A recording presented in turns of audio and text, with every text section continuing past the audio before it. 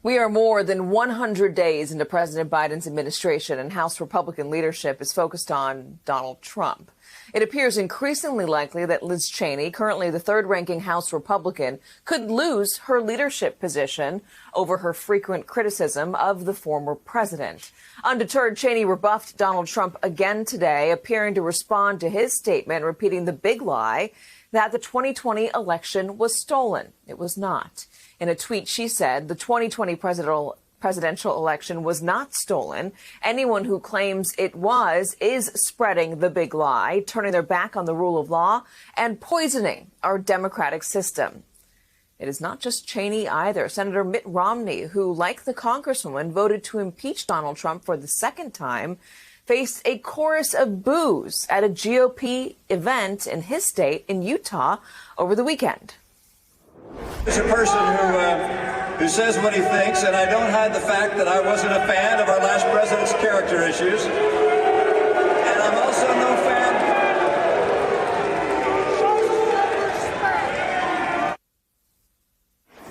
Joining me now is NBC News Capitol Hill correspondent Garrett Haake and Political Playbook co-author and White House reporter Eugene Daniels. He's also an MSNBC political contributor. So if a vote is taken, Garrett, on Liz Cheney, it sounds like she's going to be in trouble. But I guess the question is, will there be a vote taken on Liz Cheney?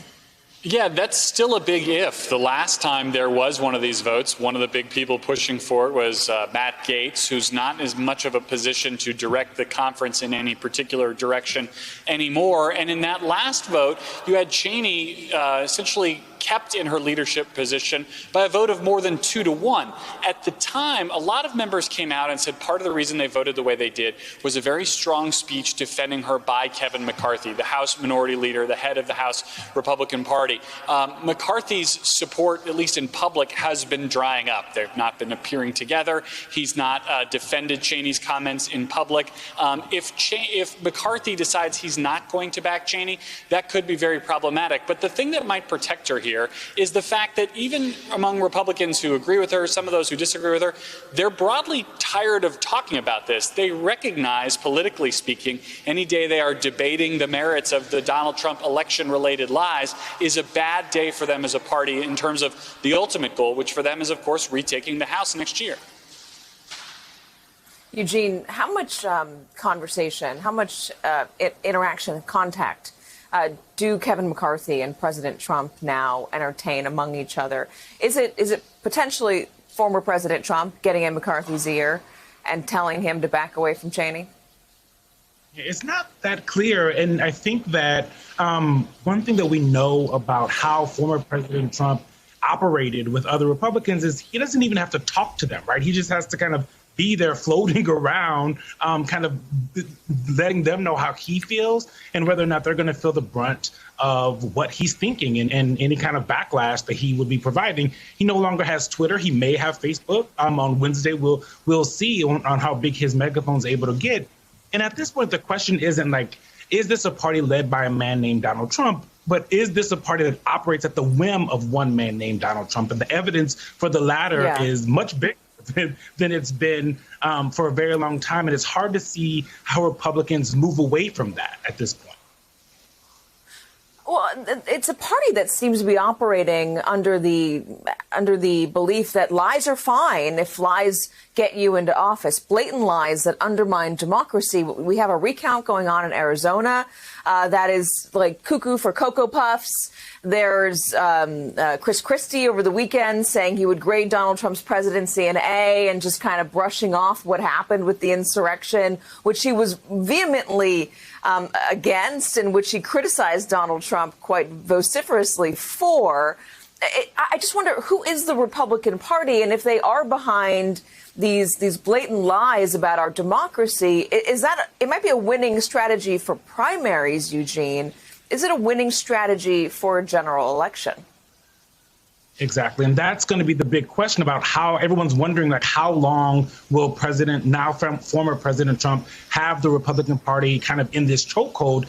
And it's going to be what happens in 2022 is what we expect him to do, him going around choosing people who are very Trumpian, people maybe like Marjorie Taylor Greene, people who are, like you said, pushing these big lies about this election. If he picks them in the primary, they win and they go on then in the general and they lose, and that happens and Republicans don't take back the House, then his power is clearly not where it is. But don't forget, he lost the 2020 election. They didn't take back the House. They lost Georgia. They lost the 2 Senate seats in Georgia. And still, this party is still wholeheartedly behind him.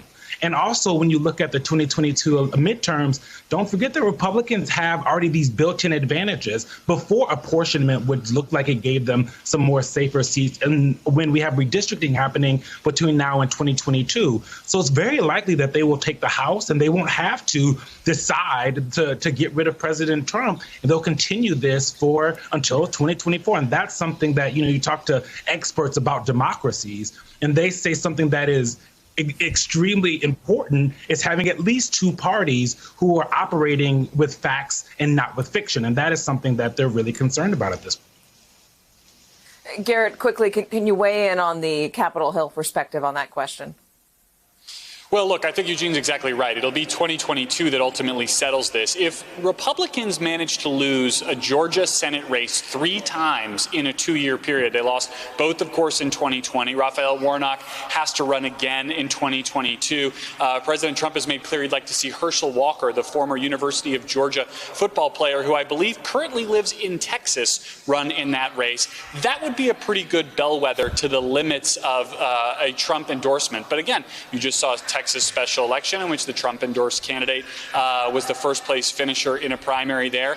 And I think about, as Eugene was saying, the idea that the former president doesn't have to tell Republicans what to do. I'm reminded of the Michael Cohen testimony up here on Capitol Hill some number of years ago now, where he said, Donald Trump doesn't have to give you orders. He just has to tell you what he wants. And the congressional Republicans, particularly House Republicans, have gotten very good at acting on what they believe Donald Trump wants for them. It is very clear what Donald Trump wants. I think everybody in the country knows at this point. Garrett Haake, Eugene Daniels, gentlemen, thank you very much. Hey, thanks for watching our YouTube channel. You should know that you can follow today's top stories and breaking news and catch up on your favorite MSNBC shows all in one place. Download the NBC News app today.